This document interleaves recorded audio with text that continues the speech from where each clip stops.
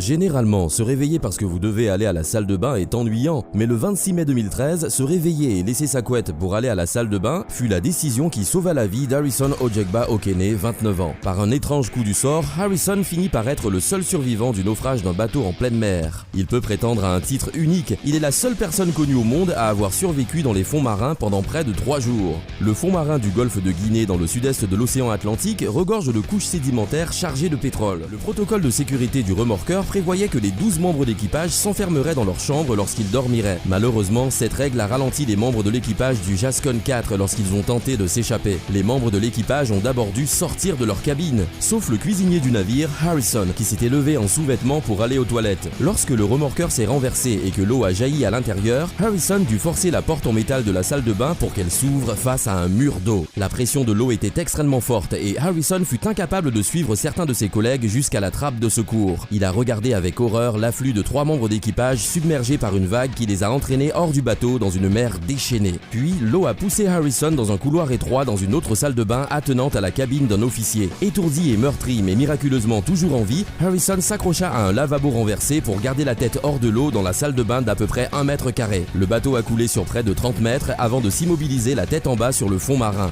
Lorsque le remorqueur a chaviré, une opération de sauvetage a été lancée avec d'autres bateaux de la zone et un hélicoptère. Une équipe de plongée a rapidement localisé l'épave et l'a marquée à l'aide de bouées. Ils ont frappé sur la coque. Harrison a répondu, mais ils ne l'ont pas entendu. Comme les plongeurs n'étaient pas préparés à la plongée en eau profonde, ils ne pouvaient rester à la profondeur de l'épave que pendant une durée limitée. Le sauvetage fut annulé faute de signes de survivants. Après avoir passé presque une journée dans la salle de bain, Harrison eut le courage de quitter sa petite poche d'air. Dans l'obscurité totale, il nagea et pénétra dans le bureau de l'ingénieur. Par miracle, il y avait une autre poche d'air là aussi, d'une hauteur d'environ 1,2 m selon l'estimation de Harrison. Ayant éliminé le danger imminent de manque d'oxygène, Harrison pourrait se concentrer sur d'autres préoccupations. La première étant qu'il avait froid. En mai, la température de surface du sud-est de l'Atlantique est en moyenne de 27,9 degrés. Mais Harrison était à 30 mètres de profondeur. Ils avaient déjà récupéré 4 cadavres lorsque Nico a rampé dans les escaliers menant au pont principal. Ce qui ne fut pas chose facile avec le matériel de plongée sur son dos. Il était dans un petit passage en train de se repérer quand quelque chose sortit soudainement de l'obscurité et le toucha.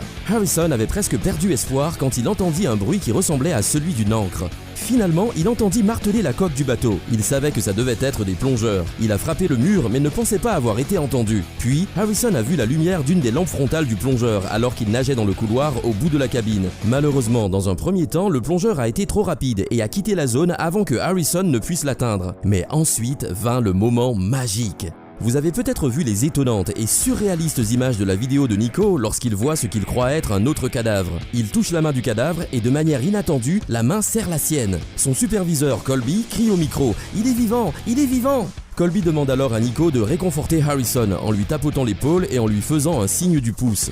Les plongeurs ont été surpris de trouver Harrison en vie. La profondeur maximale pour la plongée de loisir est de 40 mètres. En général, les plongeurs récréatifs ne restent pas plus de 20 minutes à 30 mètres. L'équipe a été impressionnée par sa maîtrise de soi. Harrison a été sorti du bateau et conduit à une cloche de plongée qui l'a emmené à la surface. Il est finalement arrivé à la surface vers 19 h le mardi 28 mai. Désorienté, Harrison pensait que c'était dimanche soir et qu'il n'avait été pris au piège que pendant 12 heures. Il a été choqué d'apprendre qu'il était sous l'eau depuis plus de 2 jours. De la cloche de plongée, Harrison a été transféré dans une chambre de décompression où il est resté pendant 2 jours et demi supplémentaires pour que son corps se réhabitue à la pression atmosphérique. Sur les 12 membres d'équipage à bord du Jascon 4, les plongeurs ont secouru un survivant et récupéré 10 corps. La recherche du 11e membre d'équipage a dû être annulée en raison de conditions dangereuses. Harrison s'est complètement remis de son épreuve et est retourné dans sa ville natale de Warri au Nigeria. Harrison a connu le stress post-traumatique. Akpofona Okene, sa femme, raconte qu'il fait des cauchemars. Harrison peut se réveiller brusquement, hurlant et se débattant, persuadé qu'il est encore sous l'eau. Depuis, Harrison a pris un boulot de cuisine sur la terre ferme et a juré de ne plus jamais monter à bord d'un bateau. Il a fait un pacte avec Dieu alors qu'il était au fond de l'océan. Quand j'étais sous l'eau, j'ai dit à Dieu, si tu me sauves, je ne retournerai jamais sur la mer. Jamais! Pensez-vous pouvoir survivre 3 jours sous l'eau comme l'a fait Harrison? À quoi penseriez-vous pour garder le moral? Faites-le nous savoir dans les commentaires. N'oubliez pas de liker, partager et de vous abonner. À la prochaine!